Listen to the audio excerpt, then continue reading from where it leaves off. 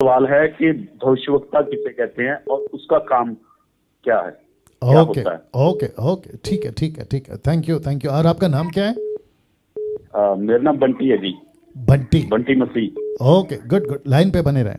Okay Bunty मसीह साहब का प्रश्न है कि इफिसियों 5:4-11 मुझे दीजिए। इफिशियंस चैप्टर 4 वर्स 11, भाई का कहना है उसमें 5 प्रकार की सेविकाएं हैं, बट वो जानना चाहते हैं प्रॉफिट का क्या काम है, भविष्यवक्ता का काम। तो पहले वचन पढ़ देते हैं। उसने कुछ को, किसने? यीशु ने। उसने कुछ को प्रेरित नियुक्त किया, और कुछ को भविष्यवक्ता नियुक्त किया, प्रॉफिट इंग्लिश में।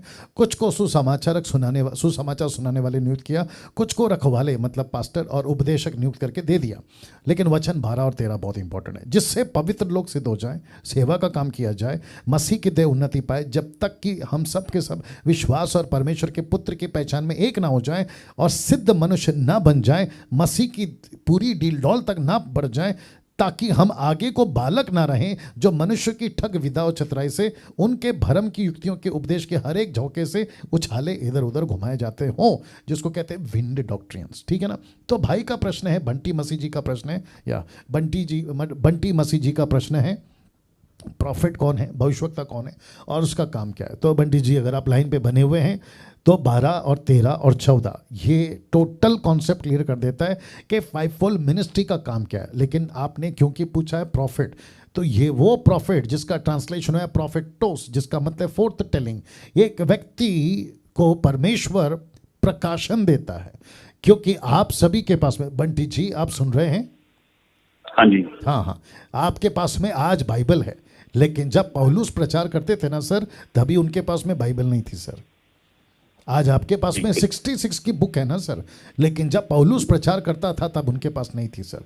उनके पास में मूसा का तौरा था, नबियों की किताबें थी, भजन संहिता की पुस्तकें थी, लेकिन वो भी कहाँ होती थी सर? मंदिर के अंदर। क्योंकि उन दिनों में यहूदी लोग किसी को भी ऐसे, जैसे आज हम बाइबल लेकर घूम रहे ना हाथों में अपने अपने टैब पे, फोन पे, ऐसे उन दिनों में नहीं होता था सर। उनको अगर पढ़ना होता था तो मंदिर जाके पढ़ना होता था।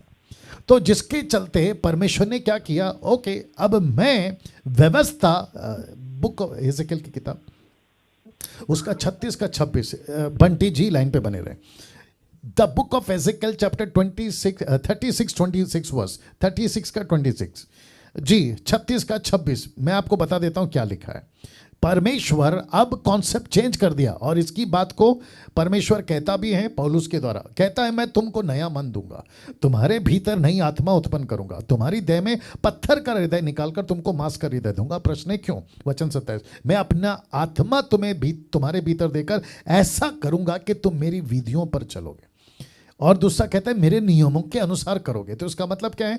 परमेश्वर प्रॉफिट्स को रेस करता है कलीसिया को परफेक्ट करने के लिए, लेकिन वो प्रोफेसी नहीं बंटी जी, वो भविष्यवक्ता नहीं जो ये कहता है कि तुम अमेरिका जाओगे।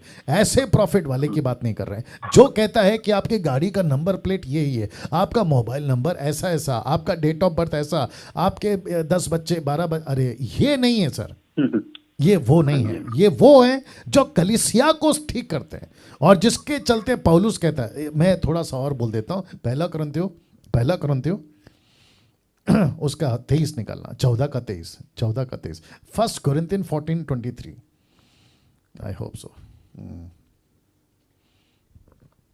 या ओके। वचन 23 से ही पढ़ते हैं। अंत यदि कलीसिया एक जगह इकट्ठी हो और सब के सब अन्य भाषाएं, यानी कि ग्लोसा नॉट जिब्रिश, अन्य भाषाएं बोलें, और बाहर वाले या अविश्वासी लोग भीतर आ जाएं, तो क्या वे तुम्हें पागल ना कहेंगे? अभी वचन 24, परंतु यदि सब भविष्यवाणी करने लगे और कोई अविश्वासी या बाहर वाला मनुष्य भीतर आ जाए, तो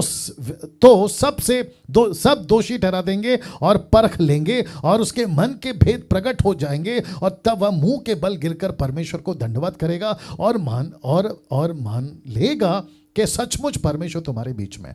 तो प्रोफेसी का काम है एक व्यक्ति को कन्विक्ट करना कि तुम्हारे जीवन में ये पाप है, ये पाप है, ये पाप है। आजकल की जो प्रोफेसी है बंटी जी, आजकल तो पूरा उल्टा चल रहा है कि आपको पैसे कहां से मिलेंगे, आशीष कहां से मिलेंगे। लेकिन पौलुस के टाइम पे ये प्रोफेसी